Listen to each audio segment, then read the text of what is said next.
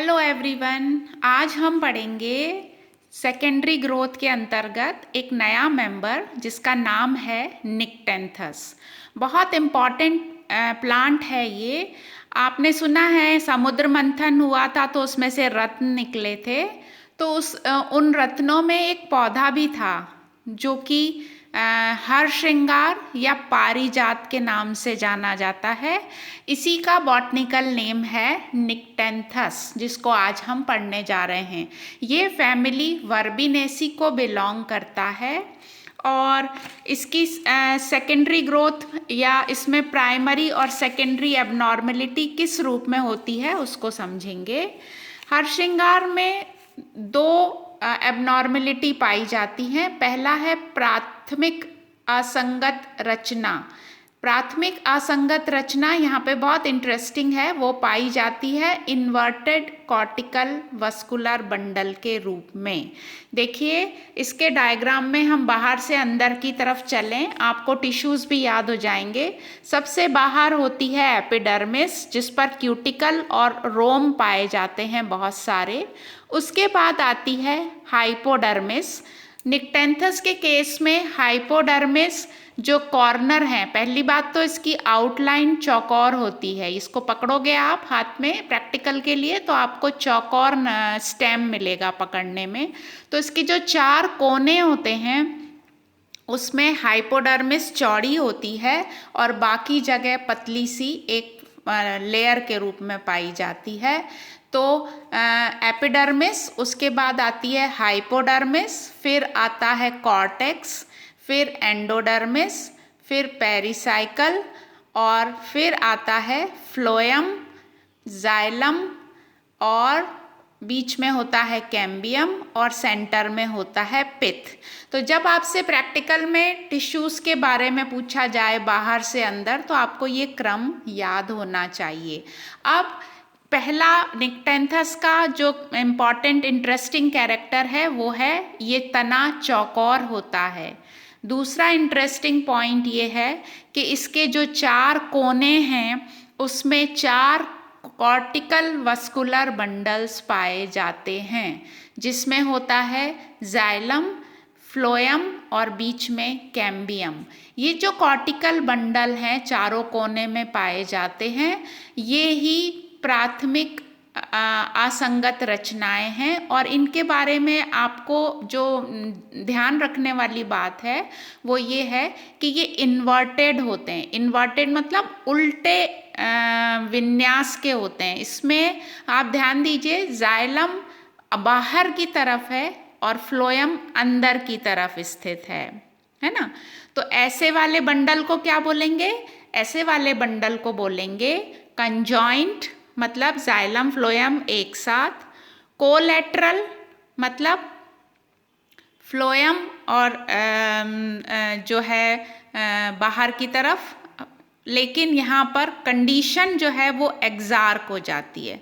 एक्सार्क condition का क्या मतलब है? एक्सार्क का कंडीशन है का मतलब है प्रोटोजाइलम बाहर, मेटाजाइलम अंदर, ठीक है। और ओपन, ओपन का मतलब है दोनों के बीच में जाइलम फ्लोएम जो है वस्कुलर टिश्यूज, उसके बीच में कैम्बियम का पाया जाना। तो इंटरेस्टिंग पॉइंट क्या दिखा? चार, ओनली फोर, पांच नहीं होंगे तो चारों कोनों पर प्रतिलोमित कॉर्टिकल वस्कुलर बंडल का पाया जाना। ये जो कॉर्टिकल वस्कुलर बंडल होते हैं ये वास्तव में लीफ ट्रेसेस होते हैं, है ना। पर्ण अनुपथ बोलते हैं, लीफ ट्रेसेस होते हैं। एक साइंटिस्ट हैं जेफरी, उनके अनुसार जब नोड पर तने में कई पर्ण अनुपथ या लीफ ट्रेसेस पूल बंडल प्रवेश करते हैं तो ये मुख्य जो वस्कुलर बंडल जो रिंग में स्थित होते हैं डाइकॉट में, उनके साथ सेट नहीं हो पाते, उनमें फिट नहीं हो पाते उस रिंग में। तो ये या तो पिथ में चले जाते हैं या फिर ये कॉर्टेक्स में रह जाते हैं और इन्हीं को हम बोलते हैं मेडुलरी वस्कुलर बंडल या कॉर्टिकल वस्कुलर बंडल। क्योंकि हरश्रृंगार या पारिजात में ये बंडल कॉर्टेक्स में स्थित हैं, जो कि नहीं होना चाहिए। कॉर्टेक्स में बंडल का कोई काम नहीं है, लेकिन ये होते हैं, तो इनको कॉर्टिकल वस्कुलर बंडल कहते हैं। तो प्राथमिक असंगतता इसमें हरशिंगार में पाई जाती है।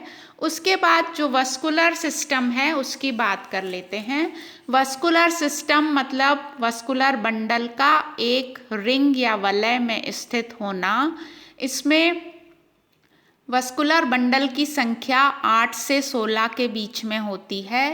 सबसे बाहर कुचला हुआ प्राइमरी फ्लोएम दिखेगा, फिर सेकेंडरी फ्लोएम बन जाता है सेकेंडरी ग्रोथ के कारण।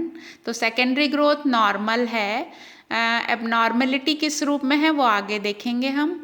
उसके बाद होता है कैम्बियम की रिंग का स्थान होता है।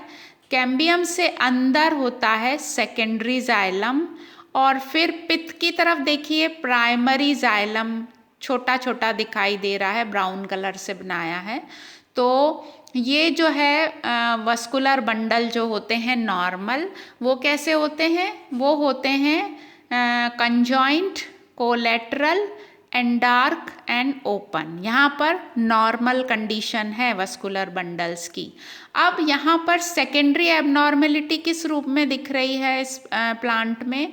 इसमें सेकेंडरी एबनॉर्मल स्ट्रक्चर जो हमको दिखते हैं वो दिखते हैं चौड़ी चौड़ी मेड्यूलरी रेज, जिसको हम मज्जा रश्मियाँ बोलते हैं, उसके रूप में दिखाई देते हैं।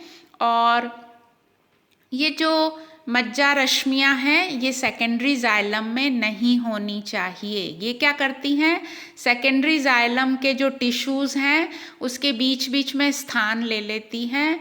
और सेकेंडरी जाइलम का जो कैरेक्टरिस्टिक गुण है, सेकेंडरी जाइलम मतलब वुड, वुड से क्या बनाते हैं? फर्नीचर। तो फर्नीचर कैसा होना चाहिए? उसमें ड्यूरेबिलिटी होना चाहिए, उसमें स्ट्रॉन्ग होना चाहिए वो। तो जब बीच बीच में पैरेन्काइमा आ जाएगा, जो कि मज्जा रश्मियाँ हैं, जो कि पित्त से एक्सटेंशन होता है जाइलम की तरफ, तो वो खिंच जाती हैं लाइनें। हालांकि इनका कार्य होता है मज्जा रश्मियों का, और वो होता है ट्रांसपोर्टेशन करना, क्योंकि देखो पित्त यहाँ पर पैरेन्काइमा का वेल डेवलप्ड है, और ये पित्त क्या करता है? कॉर्टेक्स और पित्त का बहुत इंपॉर्टेंट रोल होता है संग्रहण करना। तो संचित कर लेता है ये भोजन, और फिर भोजन को मज्जा रश्मियाँ एक जगह से दूसरी जगह पहुँचाने का काम करती हैं। लेकिन हमारा जो सेकेंडरी जाइलम है वो गड़बड़ हो जाता है, क्योंकि मज्जा रश्मियाँ आने से उसकी जो स्ट्रेंथ है या उसकी जो स्ट्रॉन्गनेस है वो कम हो जाती है, और मज्जा रश्मियाँ उसको स्ट्रक्चर को अलग बनाती हैं। तो मज्जा रश्मियों का पाया जाना सेकेंडरी ग्रोथ में ये थोड़ा सा आपको मेंशन करना चाहिए ये पॉइंट। और पित्त जो है वो वेल डेवलप्ड है, पैरेन्काइमा का बना होता है। और यहाँ पर स्क्लेरेन्काइमा जो है वो कहाँ दिख रहा है? हाइपोडर्मिस के रूप में, और चौड़ा स्क्लेरेन्काइमा जहाँ पर कॉर्टिकल बंडल हैं वहाँ पर हमने आपको दिखाने की कोशिश की है। तो स्क्लेरेन्काइमा होता है डेड टिश्यू, और ये देता है मैकेनिकल स्ट्रेंथ।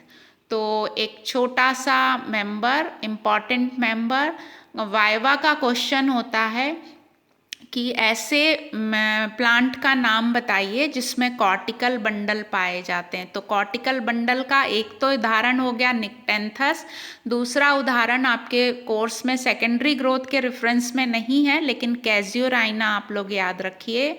और ये थ्योरी में भी जो है क्वेश्चन आ जाता है कि कॉर्टिकल वस्कुलर बंडल किसे कहते हैं, किन्हीं दो उदाहरणों को लिखिए जिसमें कॉर्टिकल बंडल पाए जाते हैं। तो आपको याद रखना है कैज़ुराइना और निक्टेंथस। और ये निक्टेंथस आपके कोर्स में है, तो आपको इसको अच्छे से तैयार करना है, डायग्राम अच्छे से बना के देखिए। और जो रोम होते हैं वो बनाते समय आपको जो ध्यान रखना है वो ये है कि ये मल्टी सेलुलर होते हैं। जो तने के जो ट्राइकोम होते हैं उसमें आपको आड़ी लाइनें बनाकर ये शो करना आना चाहिए कि वो बहुकोशिकीय होते हैं। तो समझ में आ गया निक्टेंथस, हरसिंगार, या पारिजात, बहुत इम्पॉर्टेंट प्लांट। इसका मेडिसिनल यूज़ भी है। मैं आपको बता दूं, इसमें जब अपनी बॉडी में जब पेन होता है तो इसके पत्तों को डॉक्टर जो है आयुर्वेद में सलाह दी जाती है कि बॉईल करके काढ़ा बनाकर आप उसको पिएं, तो आपके जितना भी जो घुटने का दर्द होता है या और भी बॉडी में कहीं पेन रहता हो तो वो चला जाता है। तो इम्पॉर्टेंट प्लांट आपके कोर्स में डाला है, इसको अच्छे से तैयार करेंगे। कोई भी क्वेश्चंस हैं, कुछ भी, आप साथ के साथ वीडियो देखते जाइए और अच्छे से एक एक मेंबर को तैयार करना है। ठीक है।